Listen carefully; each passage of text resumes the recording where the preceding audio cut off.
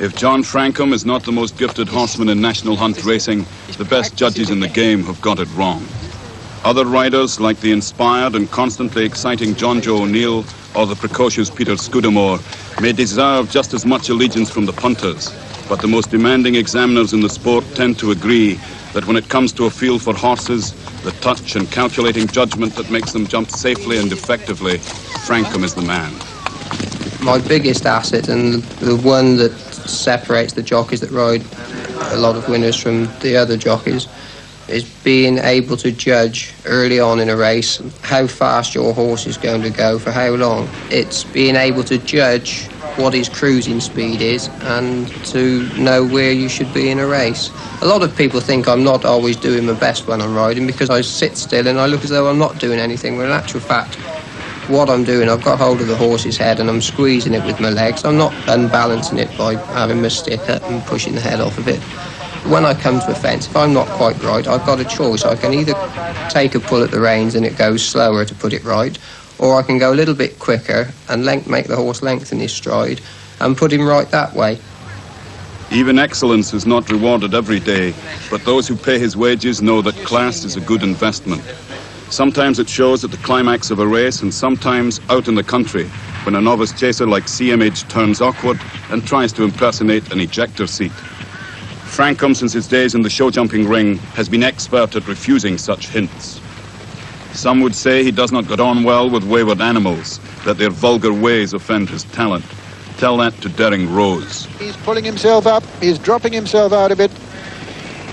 John Francome doing what he can to keep him going, but he's forfeited about 6 places, 7 places, and dropped back, in fact, to almost to last now. Amazingly, Francome's persistence brought the eccentric Daring Rose back into this race. After a rescue operation like that, maybe he should be expecting a call from Sir Freddie Laker. Halin coming to the final flight with only a 2-length advantage over Daring Rose. Halin lands in the lead from Daring Rose on the near side. Daring Rose putting in a tremendous finish, and Daring Rose is going to win it as they race up towards the line. This amazing character, Daring Rose, who got going again after giving it up halfway, but being pressed again by Halin, but he's holding him. If Francome didn't know his own strengths, the men who ride against him could supply a few clues. Peter Scudamore, main challenger for the Jump Jockeys Championship, recognizes simple but vital virtues. He gives them time. He rides with confidence and gives them time. And, once you do that, a horse will jump. He's very good out in the country, placing his horses at the fences. And, but the thing is, you've got to remember, John rides some bloody good horses. And it's the same old saying, good horses make good jockeys. But, John, he's got that quality, he's so cool. And he's just one of the best. He is a remarkable person, and there's no doubt as good a jockey as there has been, and certainly the finest horseman I've ever seen. When Fred Winter pays compliments like that, dissent is uttered in a whisper. The technique the great trainer so admires was already forming in Francome's days as a show jumper. He was outstanding enough to represent England as a junior, and when the financial burden on his parents made him abandon the show jumping ring, it was his immense good fortune to have as his governor Fred Winter, himself a truly great rider in his time. His celebrity as a show jumper ensured that the cameras were on hand when Francome switched to racing, and he looked thoroughly at home in his early weeks at the Winter Yard in Berkshire. When a family friend gave him his first ride on the hurdler Multi Grey, the omens were good. How many winners have you ridden? None at all. For the first time on a British racecourse, John Francome's name was on the board. Multi Grey didn't have a lot in common with the brilliant jumpers he would ride in subsequent seasons, but it made a little bit of history. It carried John Francome into the winner's enclosure and gave him a thrill to which he would soon become addicted. The initial exhilaration didn't last. He learned early that he would have a constant battle against his natural weight, and the rides weren't coming. One afternoon I phoned my parents up first and said, look, I've had enough of trying to be a jockey, things hadn't gone well. And I said, look, I'm going to go down and see Mr. Winter this afternoon, and I'll probably give a week's notice, and I'll see you in a week's time. And when I went down to see him, he'd gone out for the afternoon. And so I thought, well, I'll tell him in the morning. And when the morning came round, I was down to school a horse called Oswald Eston. And I thought, well, I might as well school him and tell him at breakfast time. And the horse jumped well, and the governor said I could ride him at Worcester, I think, which was about 2 days later. And I rode him and he won, and he was the best servant to me that I've ever ridden. I mean, he got me going. I think I won about 12 races on him.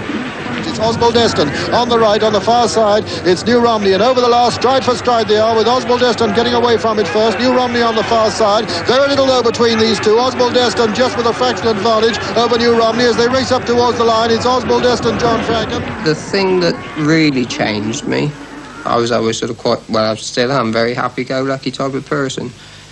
But I was schooling for the governor one day, and we were just on the way home, and he said to me, he said, you want to remember that this is a business and it's not a game. And well, I stopped and thought about it, and it's quite right. Your years for actually earning a good living out of being a jockey are very limited. I salt and vinegar. The bulk of his income continues to be earned from horses, but along with the ex-jockey Bill Schumacher, he's had a saving bet on a fish and chip shop in Swindon. Lads from the local school crowd in at lunchtime, but echoes of another hubbub come to Schumacher from photographs of famous victories on the walls. Neither is inclined to let dreams of glory distract him from the business of making a few quid from the friar. I've just realised that without money there are a lot of things that you can't do. Obviously, I'm not extravagant at all. We don't go out 6 nights a week or anything, but it's just for a rainy day. You need money. It doesn't matter what you do. If you haven't got a few pound in your pocket, you can't go and do it. And I realise that I won't always be earning the type of money which I earn at the moment. The handsome house of Cotswold stone that he built for himself and his attractive wife Miriam could be a base for the future. Would you train here eventually, John? Or... Yeah, I could train very easy here. I mean, I would only like to train on the flat. And we've got any number of flat gallops within sort of 1.5 miles of here. What's the basis of that prejudice when you say you don't really like to train on the flat? Do you think that's where the money is? It's not... Yes, basically. It's no more difficult. In fact, it's probably a little easier to train on the flat than it is to train jumpers. You have much more reward. You don't have any more worries than the jump trainers. In fact, you've got less because... with the jumping horses, they're always breaking down. Sure. Or, you know, I mean, you just get a good horse right, you spend a lot of time in being patient, and then it goes and breaks down. Well, they don't seem to have that trouble on the flat so much. And it's also quite interesting to see break earrings in and see the characters develop. He has been astonishingly fortunate in escaping serious injuries, but this fall on Chumpson in the Welsh Grand National 3 years ago was desperately painful, the kind of agony he will never forget. I landed from quite a way up in the air onto my shoulder and dislocated it, and I can definitely recommend not doing it. I mean, I've broken a couple of bones in my arms on 2 occasions, and compared to dislocating your shoulder, it's like cutting a finger. I don't want to do it again for a while. None of his falls has left a scar on his spirit. He goes out to mount up with the same light-hearted eagerness that he brought to the game a dozen years ago. Often his main worry is his inability to worry. My biggest problem is that I don't worry about anything. But there are times when I have to say to myself, no, look, you're going to have to pull your socks up.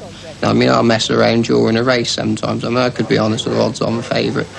But I love laughing and I like enjoying myself. And providing that I don't hurt anybody's feelings, I don't mind what I laugh at. He is, however, serious enough in the saddle to ensure that his opponents sometimes fail to see the joke.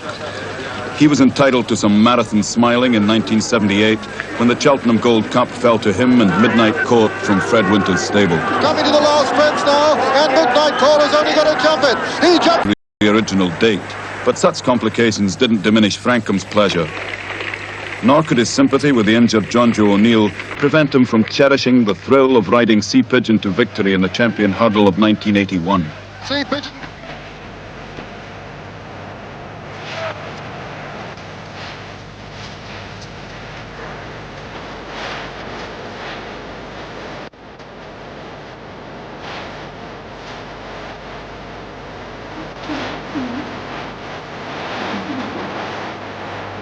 Sea Pigeon, a horse of quality who requires waiting tactics, was the ideal vehicle for Francome's brilliance. He acknowledges that sitting on the pigeon was a privilege. The respect, we can assume, is mutual. Francome's best finish in the Grand National was a second on Rough and Tumble in 1980, but it is widely accepted that he is a masterful rider at Aintree. On Uncle Bing in the Topham Trophy of that same 1980 season, he demonstrated that no one takes a horse into those intimidating fences better than he does. It's Uncle Bing being pressed by Doubly Royal, then comes Ballycross, Giladacker and Sweet September, a furlong to run now, and it's still Uncle Bing being pressed by Doubly Royal. Doubly Royal coming there very strongly on the stand side now, 200 yards to run. Uncle Bing from Doubly Royal. Uncle Bing is holding Doubly Royal. The top weight is going to win it. At the line, Uncle Bing and John Francome win the Topham Trophy. Only Aintree specialists finish the Topham like that. Do you have a deep liking for horses? Obviously, you get attached to some of them, but basically they're the tools of the trade, and I only ever see them at the racecourse as a rule. The lads are the people that get attached to them, and obviously the trainers. And if a horse is killed or it breaks down, it's far more upsetting for the lad and the trainer, who see it every day and sort of more or less live with it, whereas myself, I just get on it at the racecourse, or I get on it at home and see it for an hour, and then that's it. I don't see it again. And sadly,